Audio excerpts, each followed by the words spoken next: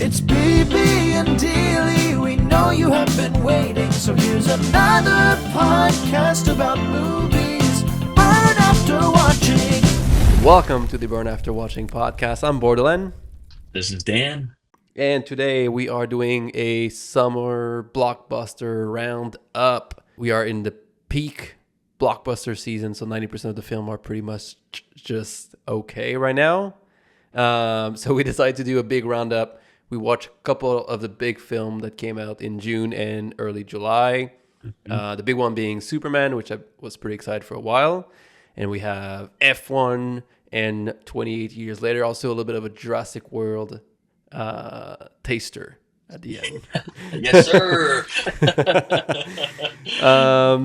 Let's get started with F1, which is the older one, I guess, from the pile. Top Gun Maverick director Joseph Kosinski. I think that sounds about right. What else he has done? Tron Legacy, which I know you're excited about a new Tron film. Oh man, old Tron, like the current Like old, Tron. old. I haven't seen the old one, but the one in the 2000s.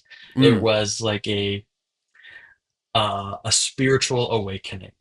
Oh, It was so good. Jeff Bridges, I think, might be in the oldest one, or he might not be in it, but it was a really well done film, and I was completely bought into the world. So I'm hella jazzed for the new one. I think it's called Tron Ares. Is the new yeah, one coming out. exactly. Yeah. I remember I worked at the IMAX when Tron came out, and it was just okay for me. I remember it was a big deal, like the Jeff Bridges 3D model face. He's young now. It was like I wonder how bad it is now. It's Rewatching pretty this? bad. Yeah? It's quite bad. It's like they do that often, right? Like they do Now, yeah. the young face all the time, but this one is especially bad. It was a big deal back then because it was like one of the first one. It was like, ooh, like, is this okay to do kind of thing? Now it's like so common, but I guess it's Joseph Kosinski.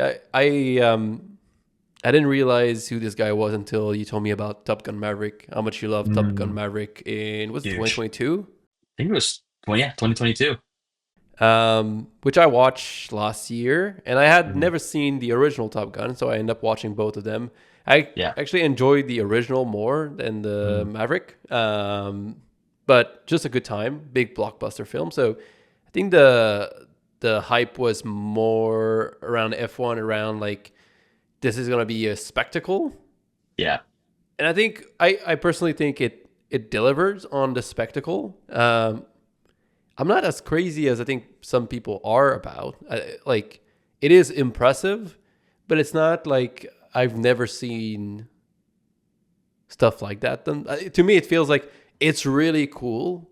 Is Yeah. it so cool? Like, I've never seen someone film car chase like this. I don't know if I go this way, but it is thrilling. And I have to Yeah. say, like, there's some moments that, like, I had like a like in the theater moment, like the big accident being one of them. That like I audibly jumped up and like Right. did a little gasp. Yeah, I thought like I'm not big into F1 racing or racing in general, like outside of the either. film. Like 0%.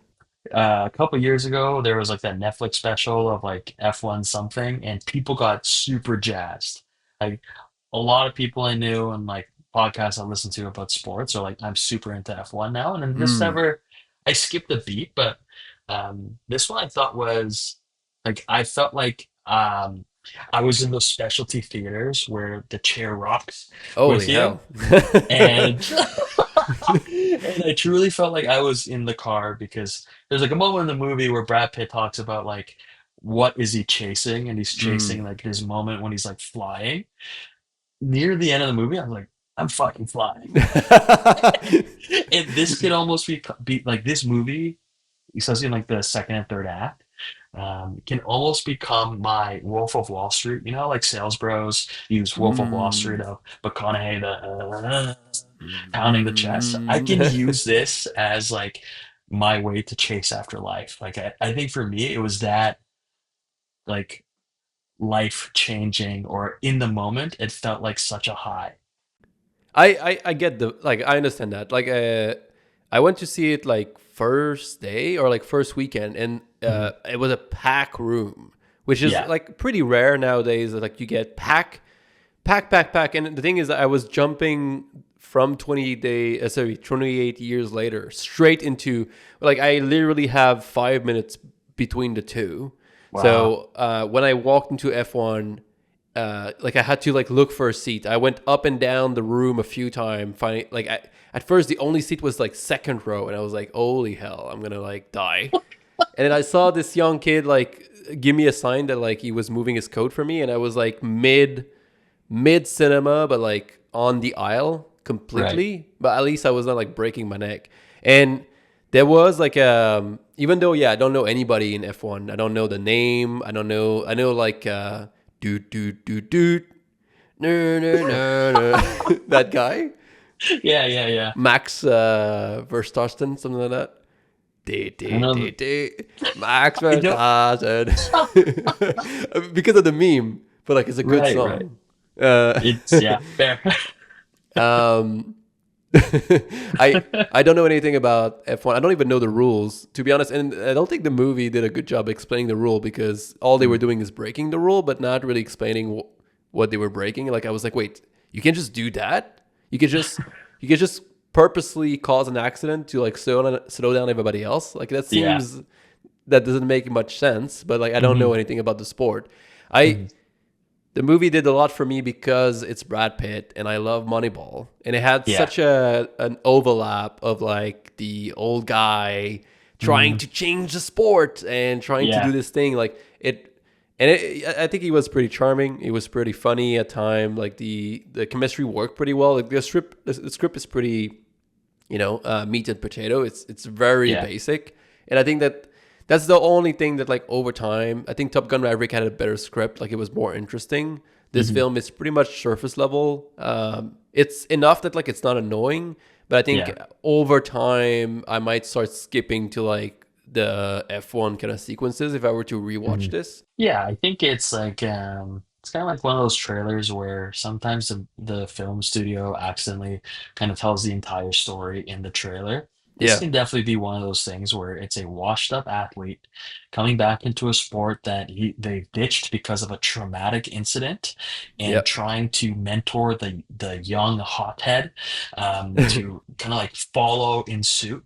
And that's exactly pretty much like the sum of the movie. Like he's going after his one more shot because this sport chewed him out, and he was never able to show his face prior, and his old buddy's giving him shot. He falls in love. The young gun respects him, and he goes out on an all-time high. And that is like a blueprint of any sports movie ever. Bad News Bears, like Moneyball, any kind of like Angels in the Outfielder, anything Disney, young adult, anything. It's the exact same. But there's a to what you were saying, there's a charm about Sonny Hayes, this much older, super good-looking dude who's washed up and now he's living out of his trailer. There's an underdog story that you want to root for. You're you like who he is as a person, so it's easy to want to like him. It's easy to want to watch him win. But I can see it too. After, unlike Top Gun Maverick, where it has held its charm over the past 3 years, because I watch the movie like 3 times a year, I can see how F1 can lose it because, to your point, it is so surface level. You can already understand Brad Pitt's flaws within 5 minutes of the movie. There's nothing past him being a washed up athlete. You wish there was more, but I can already tell on the second, third, or fourth watch, this can go from a 4.5 to a 3 very quickly. Yeah, so I gave it a 3.5 out of 5 personally. Yeah, for me, I got 4.5 out of 5, so that's a big save for me. Big save. I think it's still a save. Like in terms of blockbuster, I think it's great. Like I think it's exactly why you would want to go to the movie for. I'm gonna watch it at home for sure because I'm interested to revisit some moments. But I wonder how it's gonna play not on a big screen with like the big everything. Yeah, it's kind of like everyone's kind of been telling me that I had to. Well, it'll be a theme later on, but having to watch this in IMAX. Because like then you get like that extra oomph of what IMAX can deliver. But yeah, I'd be happy to watch this at home on my 13-inch MacBook. All right, let's go into 28 years later, which I'm glad that you went to see that. I feel like I didn't really convince you to see it, but I nudged you a little bit. Yeah. I had revisited 28 Days and 28 Weeks Later. Never been like an enormous fan of those two films. 28 Days Later is good. I think how digital, grainy, and like low quality the footage is, which was a choice back then. It's more like flagrant now, but it was a purposeful or like a known decision to like go for like a digital camera back then. It's a bit rough to watch now, but I think like Danny Boyle does a lot of like cool, interesting kind of choices like that. Like this one was not fully, but a lot of it was filmed on iPhones. Oh wow! So like he likes to do those kind of things. 28 Weeks Later was not directed by Danny Boyle. I thought it was just okay on a rewatch. This one I kind of went with very low expectation, right? Because it's never been my type of movie, and zombie movies have played out a bit. This is one though. The 28 whatever later was I think the first to introduce like fast zombie. So like that's cool. But now that we've seen it a lot more, I was kind of like, what are they gonna do? And I know it's supposed to be a trilogy, so I was like, all right, like what type of movie are we getting here? Is it gonna be like just setting things up for later and more of the same? And I had just a blast with this. I just think that like I feel like maybe this is not going to be an opinion that like makes sense for everyone, because what really interested me was like more like the technical aspect, like the filmmaking and the editing, which like I am a big fan of like interesting editing because like I edit myself. But I would say like I feel like my general review on this would be, if you're interested in film, not like watching a movie, but like the making of movie, this is something that you should check out. I feel like the editing and the filmmaking was almost influenced by like YouTube a little bit, how or even like social media, how things were cut and filmed, and there was like a really modern kind of like editing approach to a lot of things. And I think obviously the iPhone helped like delivers that feel, because it's very digital. It's the lenses and everything like give you like a very specific feel, but also the editing and like cutting in some footage from other film or like documentaries and stuff to like make interesting kind of basically like feeding you ideas without necessarily saying it out loud. So like a good example of that would be at the beginning, our main character, which is a young boy, and his dad are going to like they live on like in a secluded kind of like island, and they go to like more of a mainland in Britain, which has all been sealed off in quarantine because of all the zombies, and they're just waiting it out for everybody to die basically until the zombie themselves are gone.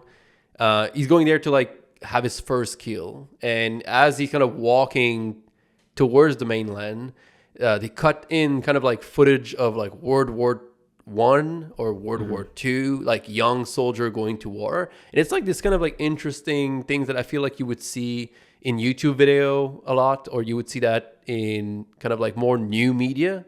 Right. And I think it was so interesting that he decided to do that, especially also like he did this with like infrared vision of like zombies and stuff, like a really quick shot, interesting kind of approach to like the storytelling, especially in the first half, really.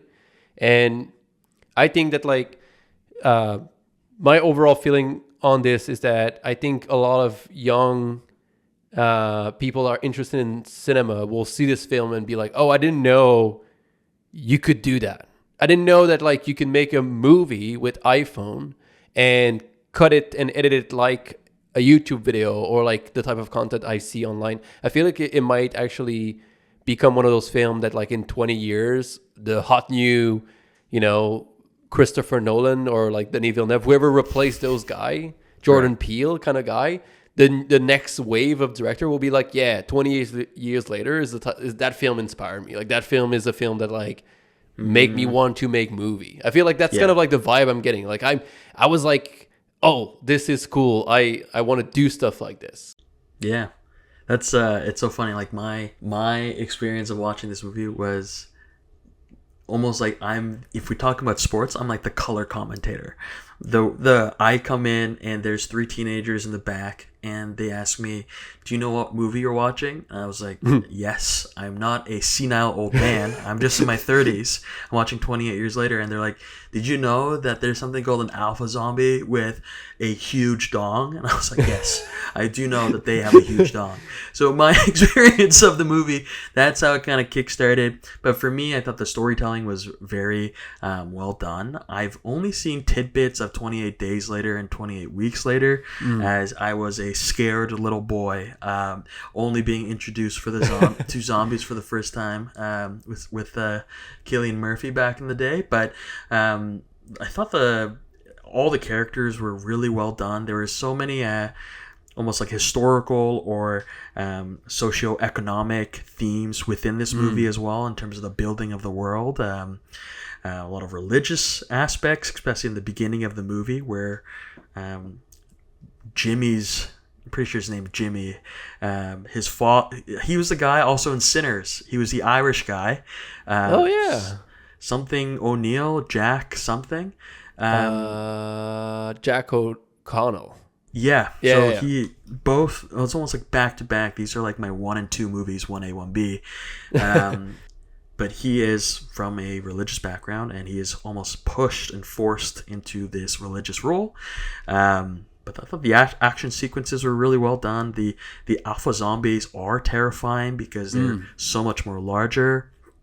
The difference between the alpha zombies and the regular zombies, you can kind of see this fear. And there's a scene where they're trying to get back to mainland.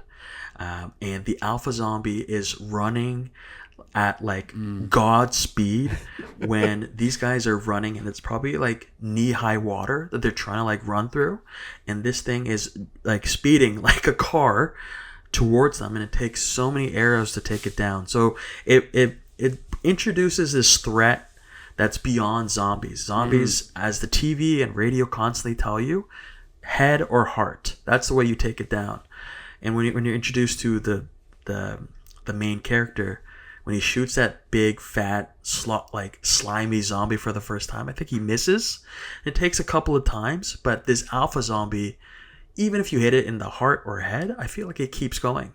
It keeps coming after you, and him having a giant schlong makes it even more terrifying somehow. Him running in the water reminded me of kind of like in Lord of the Ring, the orc is running with the bomb to like explode. Yes. Like that moment, like when like all the music cut, like it's slow-mo and then it goes full speed. It kind of reminded me of that moment. What I also like about this, I would say like the first like hour, it's pretty much conventional, or not conventional, but it's more what you would expect from this type of film. If you ask someone like, hey, describe me what you think this film is going to be, the first hour is that. It's very much like surviving killing zombies, hiding in places, blah, blah, blah. And then the movie like totally switch, where the young boy take his mom who has like some kind of disease that they don't really know what it is, to the mainland, because apparently there's a doctor there. But the doctor is like, no, he's gone crazy. Like he's not really, and there's all the stories about him. And what I like about movie like this, and I think the first one did that very well, is that even though zombies feels like the thing you should be scared about, human are always worst in some way. Like humans are always someone you also have to keep an eye on. And I love that like it's kind of like the lesser of two evils sometimes, like which one you want to deal with. It's like the human or like the zombies. And then in the second half, you have like this pretty long moment after like there's a bunch of Sweden kind of like soldier kind of like that kind of introduced into the plot. And after their kind of like main scene, you get into like almost like a little bit of I don't want to call it a road trip, but like a movie, but like they kind of traveling through, and it's a bit more quiet, it's a bit more peaceful, a little bit more conversation. It's reflecting on a bunch of things, and then you get to the doctor, which I had seen the trailer, but I had no idea that Ralph Fiennes was in the movie. Oh, wow. By the way, spoiler for all the movies, but too late. But I had no idea, so like I was so surprised. And when he appeared, he looked so freaking wild. Yeah. And I'm gonna quote one of our coworker on that, saying that the last 30 minutes of this film are like mentals, and like Ralph Fiennes is totally mental in this. Yeah. And it gets like I think like you mentioned like the first few like the first 30 minutes there's a lot of religious aspect, and then it gets even more like religious / philosophy and like retrospective at the end in a really interesting way, and I think it's setting up things very nicely for like a second film.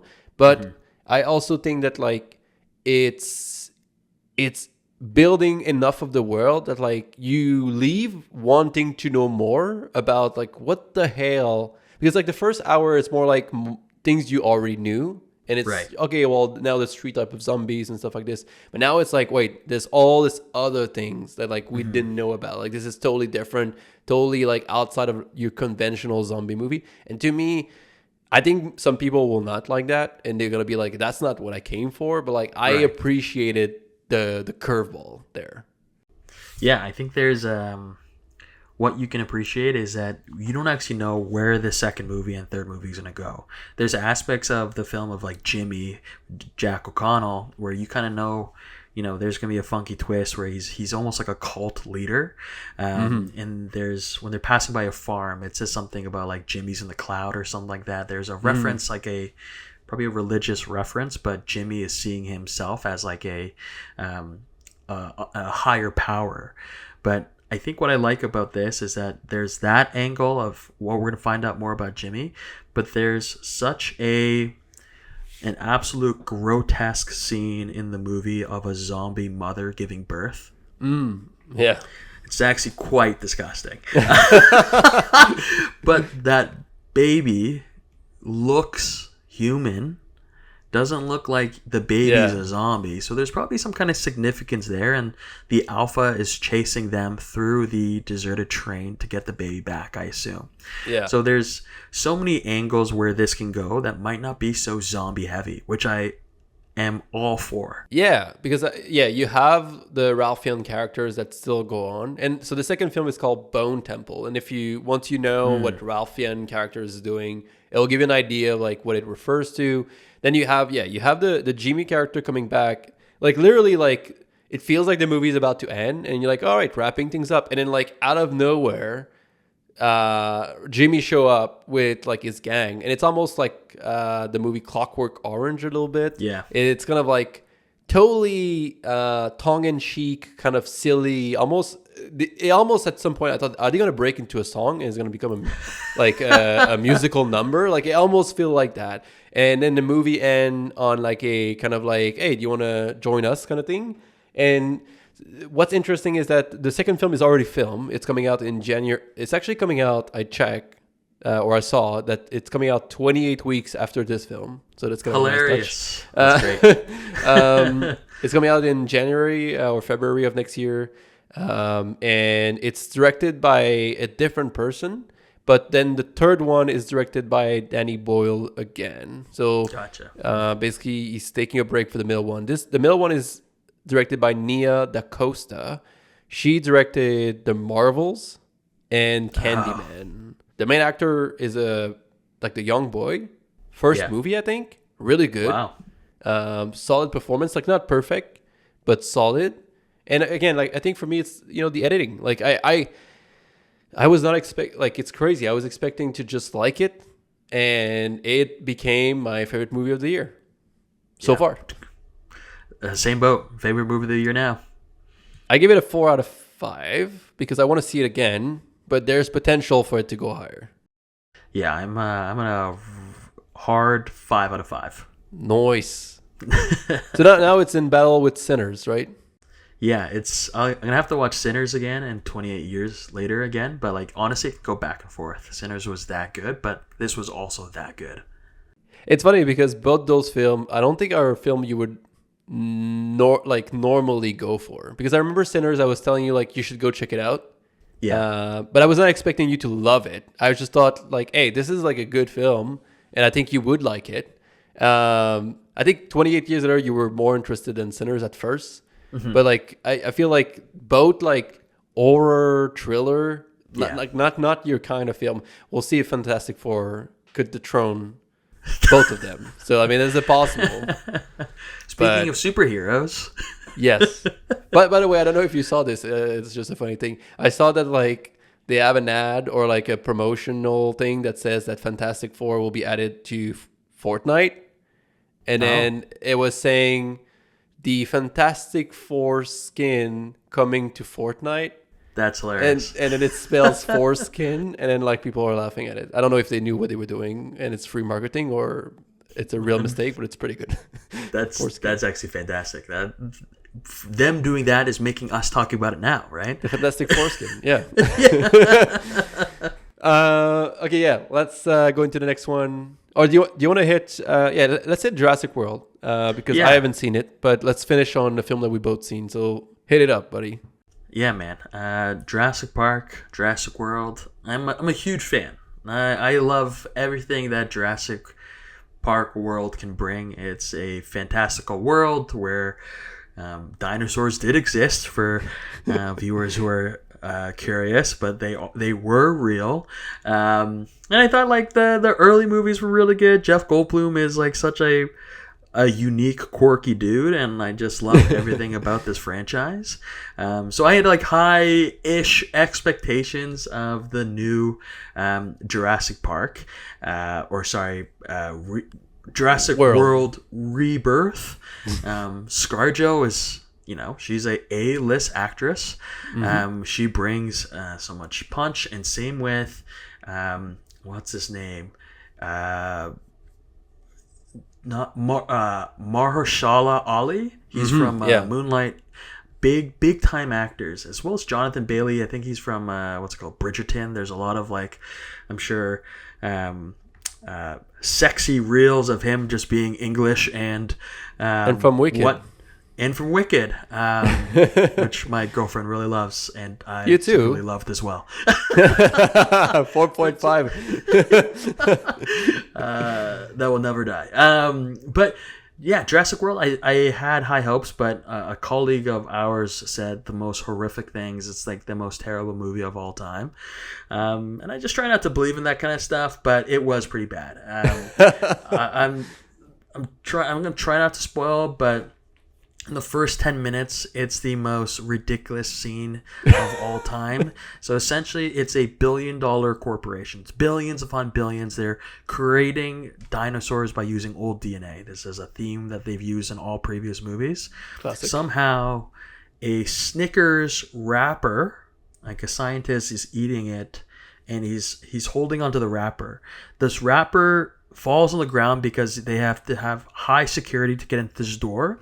And this wrapper is picked up by some kind of wind, maybe by the opening of this door created a flow, a suction of some kind. And it brings the wrapper, it gets pulled into a vent, and somehow this billion-dollar corporation is shut down by a single wrapper, and this wrapper unleashes this big dinosaur that takes over, and the whole facility gets shut down. So this happens, let's say 20 years in the past, and in the future, the crew comes back, they revisit the site, and somehow the generators from 20 years ago can still turn on, even though a single wrapper shut down the entire organization. The dinosaurs look so silly. Because they're hybrids and whatnot, and they monster, like they're not really dinosaur this time. From like there's both regular dinosaur, but there's also like monster or something. Yeah, there's it's like hybrid dinosaurs that they put together, and every movie they're like, we made a dinosaur that we shouldn't have. And there's one called the D-Rex. And the best way to picture this dinosaur is if you ever watched the movie Starship Troopers from the early 90s, where they're going out to kill bugs, there's the main bug that they're trying to capture, the brain bug. And it's this like ugly freaking mushroom head looking bug. That's what this dinosaur looks like. It is horrendous to look at.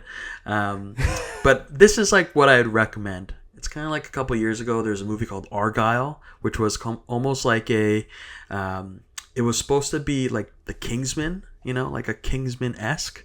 If you turn off the old brain, when I mean turn off the brain, I mean you really click it off where there's black. All you can see is black in your brain.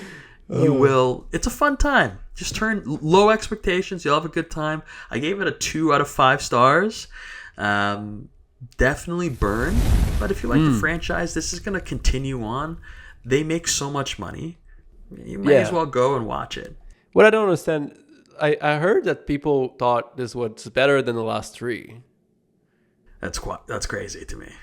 Yeah, because I know that they finally got rid of Chris Pratt, and I think people were like, all right, it's time.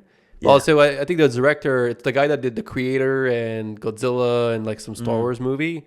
So I think people were excited about that because he's known to be a somewhat a good director, but maybe the script is not as strange or something. But I mean, I have no idea. I haven't seen anything except the first and third one of the original. I'd never seen any of the Jurassic World. I feel like immediately people were saying that they were not great.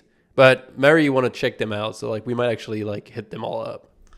Yeah, I binged all of them before watching this one. They hold up? I think the first 3 definitely hold up. The first one is the original, OG original is the best one of all time. Like Jurassic Park. Jurassic Park 1, yeah. But Jurassic World 1, which one is the best of the Jurassic World? I'd probably say probably the first one. The other ones, they start getting away from the park, and it's now that the dinosaurs have emerged into the city, which this one kind of alludes to at some point in the movie. And honestly, it would have been much better if they just started in the city. You're in New York City and you see a bunch of velociraptors chasing after a cat or something, maybe do something a little bit different. But I think it's worth a watch if you like the franchise. All right, let's go into Superman 2025, I guess. It used to be called Superman Legacy. Am I crazy, or this used to be called Superman Legacy and they removed Legacy? Oh, you're typing. You are. It used to be called Legacy, but they dropped Legacy. Okay, all right. James Gunn, new head of DC Studio. Technically, he's done the Suicide Squad and the Peacemaker, the Suicide Squad I watched for the first time this year. Had a great time with it. Really had a good time. I thought it was just so fun, and I never seen his Guardians of the Galaxy. I'm not close to the idea of watching them because I know people say they are really good, all 3 of them. So I'm not close to the idea of checking them out eventually. I have to actually maybe you can tell me, could I watch only those 3 films and understand everything, or will I be lost a little bit about certain stuff? No, I think you'd be good. I've never seen any Marvel movie except Iron Man 1. You can watch those 3 individually. They'll allude to some things, but otherwise they can stand alone on their own. All right. So I might actually check them out because I like James Gunn. From what I've seen, the 2 films I've seen, I like his style and I like his mind. I was moderately excited about this film because I'm not a superhero guy. I'm not a big superhero guy compared to you. Yeah. But on top of that, I guess Batman is the only one I really care about. I would go see any Batman movie, except the one that Zack Snyder, Batman v Superman. I actually skip a bunch of those. But the Dark Knights and the Batman with Robert Pattinson, big fan. So I'm interested in DC, and also from my understanding, he doesn't want it to be yes, they're gonna be connected, but he wants them to all have their own flavor. which is one of the things that, like, for me on the Marvel side, I don't like as much. I think they're actually doing better now with that. But before, it was like, regardless of the director, all the movie looked the same. Yeah. And, like, had the same humor, same recipe. I feel like now they starting, like, from my understanding, again, like the Thunderbolt, Shang-Chi, and all, it feels like they allow the director to have a little bit more of a touch and, like, maybe push things in different direction. So I'm happy for that. Potentially, I'll get into some of those films. I'm interested in DC because I like Batman and I'm okay about Superman and I like James Gunn. Yeah. So far. But I would say that, like, overall, if let's say I had to say, am I more excited about the DC universe after seeing the film than before? More or less or the same? I would probably say the same. It didn't move the needle that much for me. Yeah, I think, like, growing up, I was definitely more DC and, like, Batman, Superman, Flash, all those things. Like, Teen Titans is, like, a big franchise of, like, essentially the juniors or the apprentices of all the mainstream Robin. superheroes, Robin, Cyborg, all that stuff. So I was always a DC fan, but all the previous movies were pretty bad. Zack Snyder, I don't think, really delivered much. Even on Wonder Woman, the casting was all funky. Gal Gadot is problematic on her own. But I, too, came in with semi-hype. And I think James Gunn is what DC needs. James Gunn, like Guardians of the Galaxy, the first one, is the first movie that, one, I watched by myself, like a solo movie, and it's the first movie I've gone back to the theater multiple times to see it in theaters. So it holds a special place in my heart because the character building and the casting were all so spot on. But just like with Guardians of the Galaxy, I think James Gunn does a good job of rebuilding what DC can be, which is characters with so much depth. Clark Kent in general is an alien, and for myself being I think I'm second generation, or my parents were immigrants, so there's like an immediate connection to a other, and then that's what Clark Kent is. He's an other trying to blend in with the citizens of Metropolis. He's just a normal guy. When he wears glasses, he's nerdy. He bumps into things. You know, he's nervous when talking to people of interest, and he's trying to he's just trying to be a normal person and a true American. So there's a lot of aspects of who Clark Kent is and what Superman represents that a lot of people can connect with and want to be behind. And in the movie itself, there is a civil war happening, and the children who are the victims of war are holding up a Superman sign, and there's this belief that someone will come and save us. So there's a lot of elements in this movie where you're like, F yeah, DC's bad. And I think even though it hasn't I gave it a 4 to 5 stars, it didn't put a fist in my guts like Thunderbolts did so well, where it wasn't solely based on just action. It was emotional vulnerability. I think DC has an opportunity here where they can rebuild, rebrand, and regrow their fan base. I agree. I think this is an amazing start. It seems like people are really loving the film. I don't know how much of this is people going way too wild on one side versus the other. I mean, the film is performing extremely well, so I'm glad for that because I want to see more of all of this. I think my general issue with the film itself is it's more I like that he didn't decide to redo the origin story again because I think he gave you enough that even if you had no idea, you still get kind of the origin story through some dialogues there, a little bit of this, some flashback of, and you kind of get a drip of what happened without having to actually see the whole thing again. So I appreciate that because I've seen it too many times. The big thing for me is the first act. I think they're really trying to set up a bunch of things, and for me that was kind of clunky, especially as much as I think that a lot of it ended up paying off very well in the second and third act. It's just a lot at the beginning, and it's a lot quickly, immediately within 15 minutes of the film, like you have Superman and Lois Lane sitting down and talking for like 10 minutes about like social, like country politics, like almost like geopolitics, I guess is the word I'm looking for. And like the ethic of like war and like acting on behalf of a country or something. And like it is interesting, but I feel like, is this the right spot to put this at the beginning of a relaunch of like a superhero movie? It felt clunky. Like even Mary was like, they were talking for a long time. Like she like turned to me and she was like, they were talking for a long time. It's kind of heavy, but once it gets thing going, once everything's in place, I think it doesn't do too much of that. It doesn't try to set up like 4 movies at once, so that's good. But it does set up a lot. So like the first 30 minutes, it's a bit clunky. I personally think that after that, it's extremely entertaining.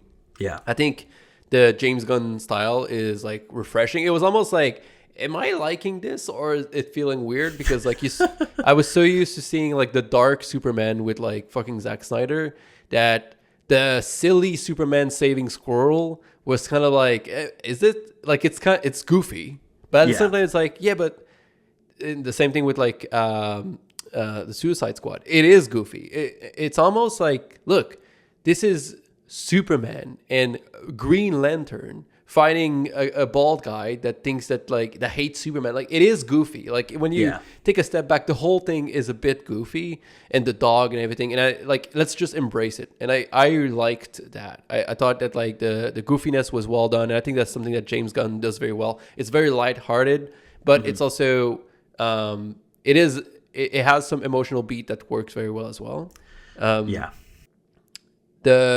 The thing I think he did very well is give you those Superman moments that I feel like we didn't get a lot before.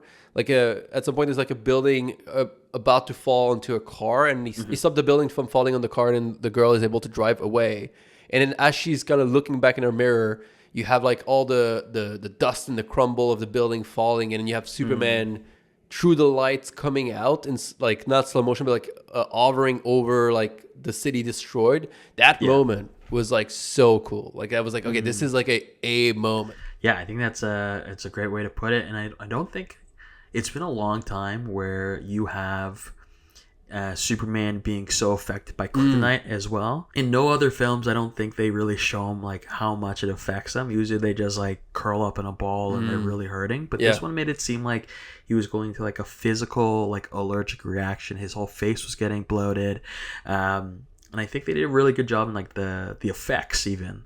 Like when he's stuck in the prison with that dude who can just like manipulate like energies or create elements. Yeah. I thought even like the CGI elements were really good, and Mr. Terrific, like all the side characters to me really punched up. Yeah. You know, it wasn't just Superman and Lois carrying this movie. Like Mr. Terrific himself was a phenomenal character. Oh, I loved it. Jimmy's like essentially like a sex icon. They're like, Jimmy, how do you do it? And like they're so involved and entwined in the story, and they make such a difference. So I think everything about this movie in terms of the characters and casting, like Nicholas Hoult as Lex Luthor, phenomenal. Like I thought there are parts of it's kind of cheesy, but like you said, you embrace the cheesy. He hates Superman because he's this other person. He's not like an American like he is, that's able to conquer the people's like hearts and minds with how cool he is. There's so many things that should be wrong, but it works so well. I think that's the thing, right? I think like Marvel will be like more serious but funny still, right? Like they have their humor, but the humor is like almost a bit snarky, right? Like it's like so. It's not. It's funny, and it's a bit silly at time, but it's not goofy. And this is where like Justice Squad, is it just with the Justice Gang with Green Lantern? I when I saw the trailer, I thought Green Lantern looked so dumb. I know he's like comically accurate or whatever, but I was like, this is too silly. It's not gonna work. That was one of like him, Mr. Terrific, and Hawkgirl were like my favorite 3. Loved. Like the time like they spend together with Superman or by themselves. I thought Mr. Terrific was great. I thought also the movie was able to go places that I was not expecting, and it shocked me. Like in the jail when they interrogating Superman with the hostage, and they actually shoot the hostage. It's like I was so shocked because I was like, "There's no way, like he's gonna get saved." Like it's Superman, right? It's a Superman movie, and like Superman cry. Like I was so surprised that they were willing to do that. And there's little things like this, like edginess, like the middle fingers, some fuck as well. Even like Supergirl calling Superman a bitch. Like that's another thing that you don't expect this kind of film to do. You're like, oh no, like this is a big blockbuster. You have to play it safe. And I feel like there's always a level of safe that like someone at the studio would say, oh, you can't do that. Like you have to remove that. You can't shoot the guy.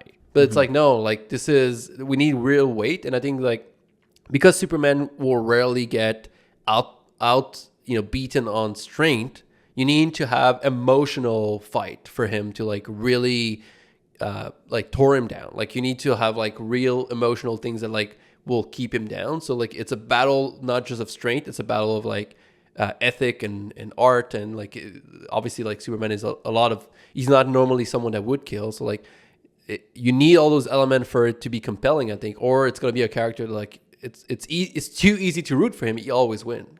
Yeah, I think it's like it humanizes him, right? It's like he's no longer an alien. It's like even in that death, that the hot dog stand guy or food stand guy was saying like, Superman, it's not your fault. Like he was pounding his chest for Superman, for everything he stands for. So I think that's what you need to make this character more lovable. And like to your point, in the comics, Superman is like god tier. He is like 1A.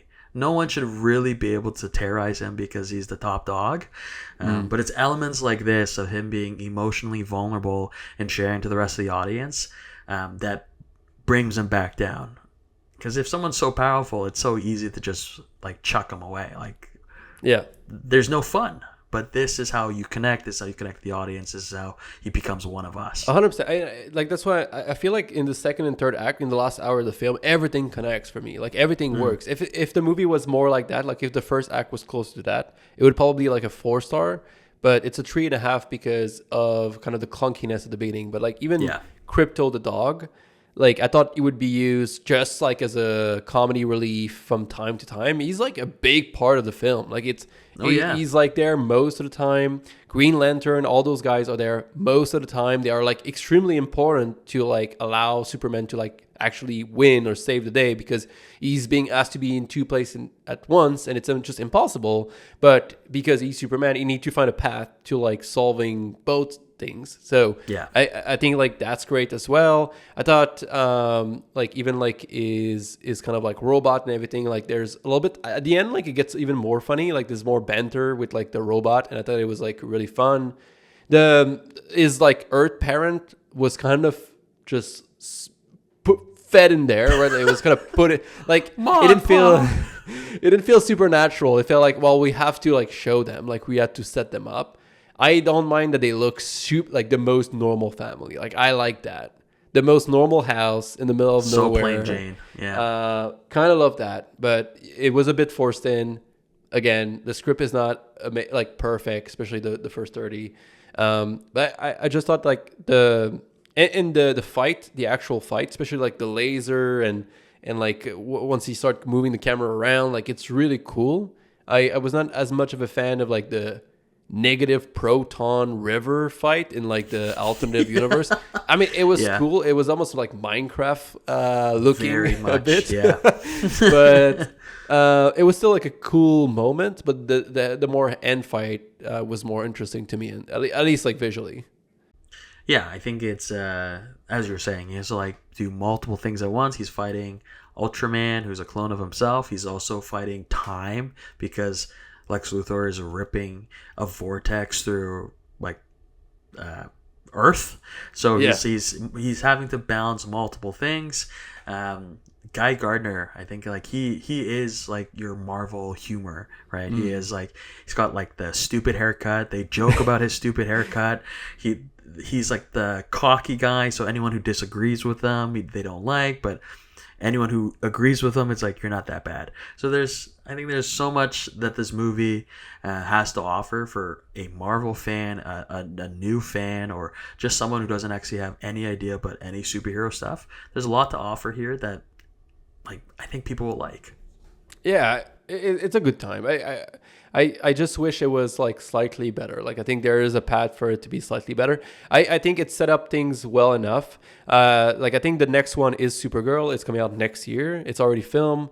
I love like the introduction. We see her like a minute, and we realize that she owns Crypto, the dog, and Crypto is such a mess the entire film. It's like, that doesn't make a lot of sense. Like, and even Superman say, "Oh, he's a foster." I think at some point he said a joke about that. And when she shows up, she's like drunk.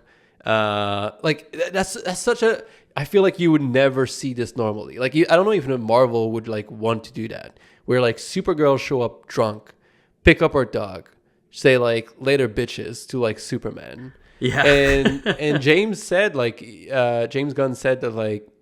First of all, like, it's the next movie, and Superman will also be in that movie. But like, I love that. I saw that the poster for the movie came out, Supergirl, and then basically normally Superman, it's like Superman look up, and then the Supergirl poster, it's the look up, but then look like up is like crossed out, and it says look out instead. Oh. And it's just smart. like, that's it, right? Like, she's a mess. She's younger. She's like partying, and she's in a very different place, I think, than Superman in like her kind of like learning of becoming a hero. And that's why I think maybe in retrospect, not doing the full story of Superman, of him learning to be Superman, is potentially good, because maybe we'll see more of that with Supergirl, and like allowing her to like grow in the teenage kind of year through that character instead of Superman, so we don't have to repeat that twice. Potentially that will be like paying off long term. Yeah, I think that makes a lot of sense, and there's a lot of things to be excited for, and I think having a new version, like you said, of Supergirl, Superman, a new flavor, is what people are here for. Refreshing. So I give it a 3.5 out of 5. I would say it's a save. I would say go check it out. It's good entertainment. It's worth to watch in theater, I think. Yeah. What about you? Yeah. 4 for me. Everything that Alex just said. So if you have to like watch one of the movie we talked about, 28 years later, Superman, F1, or Jurassic World Rebirth. Let's say that you have to watch one movie every single month for the rest of the year. Which movie would you pick? I'd probably go F1. Yeah. Interesting. I think 28 years is my favorite of all those, but it's too heavy to watch every month. I think I would do Superman personally. Yeah. But it's close. I think F1 is a close second. Yeah, this one is like mind off and I'm racing, there's but yeah, F1 all day, baby. Awesome. We're going to be coming back next week, I believe. We are planning to go see Eddington. I'm going to check out Eddington with Mary. So I'm going to do a podcast with Mary. Nice. And then we're going to be coming back. I'm not going to see Fantastic Four. But if there's another movie that we both see, we can let you talk about Fantastic Four and geek out a bit. Yes, sir. Looking forward to it. Cheers, everyone. Thank you. Bye.